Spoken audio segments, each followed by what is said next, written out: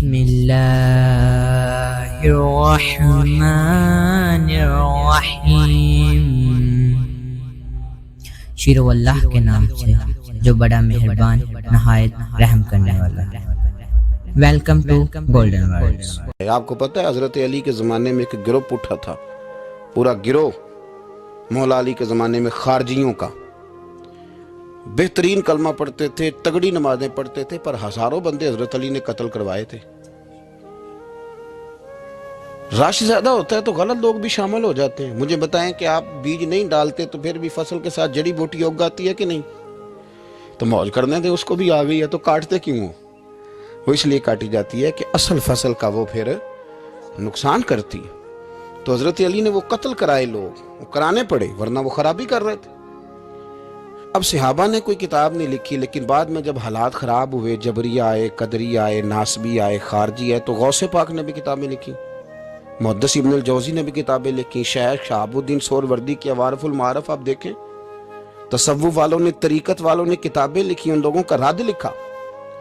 آج ہمارا زمانہ جب آیا ہے نا، تو اس زمانے کے اندر لبرل لوگ بیٹھ گئے ہیں ٹی وی پہ۔ لبرلزم کا دور ہے یہ، دور اصل میں لبرلزم کا دور ہے۔ اس میں یہ جو آپ کو تھوڑا بہت محسوس ہوتا ہے نا کہ بعض جگہ علماء کے آپس میں اختلافات ہو رہے ہیں، تو یہ ویسے سب کے ہی ہوتے ہیں، دکانداروں کے بھی ہوتے ہیں، دنیا داروں کے بھی۔ ان جیوے کہ اپنی گل کوئی نہیں کردا جی، اپنی گل کوئی بندہ اپنی بات نہیں کرتا، کیونکہ اپنی طرف اس کی نظر نہیں نہ ہوتی، نظر سامنے ہوتی ہے، تو سامنے والے کی بات کرنا بھی ویسے بھی ایزی ہوتا ہے۔ تو اسی طرح مولوی بھی، میں بھی کہتا ہوں کہ سیاستدانوں نے بیڑا گرک کر دیا ہے، کیونکہ میری بھی نظر سامنے ہے، اپنے اوپر تو ہے ہی نہیں۔ تو میرے بھائی، ہمارا جو دور ہے نا، اس دور کے اندر لوگوں نے ٹی وی پہ بیٹھ کے، میڈیا پہ آ کے کہنا شروع کر دیا کہ اسلام تو کوئی سختی نہیں کرتا، عورتیں بلا حجاب بھاگیں، گلیوں میں آئیں، جو مرضی کریں۔ نے کہنا شروع کر دیا کہ اسلام جو ہے وہ کوئی معاذ اللہ تعالیٰ کسی کو پابند نہیں کرتا، وہ جو مرضی کرے۔ لوگ دین کا نام لے کے دین کا حلیہ بگاڑنے لگے۔ پینٹ شرٹ والے مولوی آ گئے مارکیٹ میں، پینٹ شرٹ والے، بڑا حالات خراب ہونے لگے۔ تو اب مجبوری ہے کہ جس طرح کا دور ہوگا، جہاد بھی اسی طرح کا ہوگا۔ سرکار نے تلوار سے جہاد کیا ہے، توپ کوئی نہیں چلائی۔ اب آپ کہیں جی آپ توپ کیوں، آپ بندوق کیوں چلا رہے ہیں، حضور کی سنت کے مطابق چلیں؟ تو میرے بھائی، تب تلوار سے لڑائی ہوتی تھی، اب توپ سے ہوتی۔ اب دور ہے میڈیا کا، کوئی میڈیا پہ اعتراض کرے گا تو اسے جواب بھی میڈیا دے گا، اس کے مطابق آپ چلیں گے۔ تو صوفیاء کو بھی یہ استعمال کرنا پڑا۔ تو یہ باتیں آپ سمجھیں، صوفیاء کا ایک ہی مقصد ہے۔ ہمارے زمانے میں نا جو کام نہیں نہ ہو رہا وہ دین کی دعوت ہے۔ کیوں بھلا؟ اس لیے کہ لوگ تنقید کرتے ہیں، ہر بندے پہ ہی کرتے ہیں۔ وہ الگ بات ہے کہ میں محسوس زیادہ کر لوں، آپ محسوس زیادہ کر لیں، ورنہ ہر بندہ ہی تنقید کی زد میں، ہر بندہ وہ جس شعبے سے بھی تعلق رکھتا ہے۔ میرے بھائی، ایک ہی مقصد ہے ساری طریقت کا، وہ ہے دعوت دین، دعوت بے نمازی کو نماز کی دعوت، شریعت کے باغی کو شریعت کی دعوت۔ کبھی آپ نے یہ نہیں سنا ہوگا کہ مولوی ہڑتال پہ ہیں تو مسجدوں میں جمعہ نہیں ہوگا آج؟ کبھی سنا ہے؟ ڈاکٹر ہڑتال پہ جاتے ہیں کہ نہیں؟ وکیل، ٹرینوں والے، مولوی صاحب کبھی گئے ہوں کہ آج مولویوں کی ہڑتال ہے؟ اللہ کے فضل سے کبھی آپ نے نہیں سنا ہوگا، کبھی ایسا نہیں ہوا۔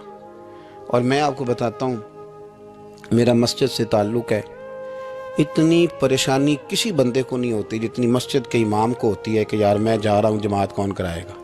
یقین کریں، وہ بندہ ڈھونڈتا ہے، محنت کرتا ہے، تلاش کرتا ہے، کسی کے ذمے لگاتا ہے، چابیاں دیتا ہے۔ مجھے پتہ ہے نا جی، اور یہ دلچسپی ہے، یہ شوق ہے، یہ ذوق ہے، اس کو آپ سمجھیں۔ دعوت دین علماء دے رہے ہیں، صوفیاء دے رہے ہیں۔ کسی بھی بندے کو آپ ٹٹول کے دیکھ لیں، یار ماشاءاللہ داڑھی شریف رکھ لی ہے، تو کہے گا یار میں لاہور گیا تھا، ایک علامہ صاحب کی بات سنی، بس میرے دل پہ لگ گئی۔ ہو سکتا ہے اسے نام بھی نہ یاد ہو۔ تو یہ دعوت دین ہو رہی ہے تو بات آگے بڑھ رہی ہے نا۔ آج بھی کوئی سوشلزم کا ماننے والا، کوئی لبرل آدمی، کوئی کسی قسم کا بندہ مارکیٹ میں آ کے دین پہ اعتراض کرتا ہے۔ میں تھوڑے دن پہلے سائی والک یونیورسٹی میں گیا تو ایک بچہ کہنے لگا کہ پیر صاحب میں نے بات کرنی ہے تو آپ نے مجھے گستاخ کہنا ہے، تو اگر آپ نے گستاخ ہی کہنا ہے تو میں نہیں کرتا۔ تو آپ بتا دیں. میں نے کہا نہیں آپ بات کریں, میں آپ کو گستاخ نہیں کہتا. کہنے لگا جی نبی پاک صلی اللہ علیہ وسلم کے زمانے میں غلامی ختم کیوں نہیں ہوئی؟ چاہیے تھا حضور کہتے آج کے بعد کوئی غلام نہیں, ختم کر دیتے. ختم کیوں نہیں ہوئی؟ بکتے رہے غلام, بلکہ حضرت علی کے زمانے تک غلام بکتے رہے. تو آپ کے پاس کیا جواب ہے؟ میں نے کہا اصل میں آپ رہتے ہیں ان لوگوں کے پاس جو بیچارے عشاء کی رکھتے بھی پوری نہیں بتا سکتے, اس لیے آپ کے اندر یہی وہام پیدا ہوا ہے. میں نے کہا میاں نبی پاک نے غلامی ختم کر دی. کہنے لگا جی نہیں, یہ میرے پاس ابن اسحاق کا حوالہ ہے, ابن حشام ہے, فلانی کتاب ہے, فلانی کتاب ہے. میں نے اسے کہا بچے آپ سمجھے نہیں, نبی کریم علیہ السلام نے نا غلامی کو اتنی عزت دے دی تھی کہ غلامی غلامی رہ ہی نہیں گئی تھی. غلامی غلامی رہی نہیں. تو جب کسی چیز کا نام ہی ختم کر دیا جائے, اس کا وہ عہدہ ہی ختم.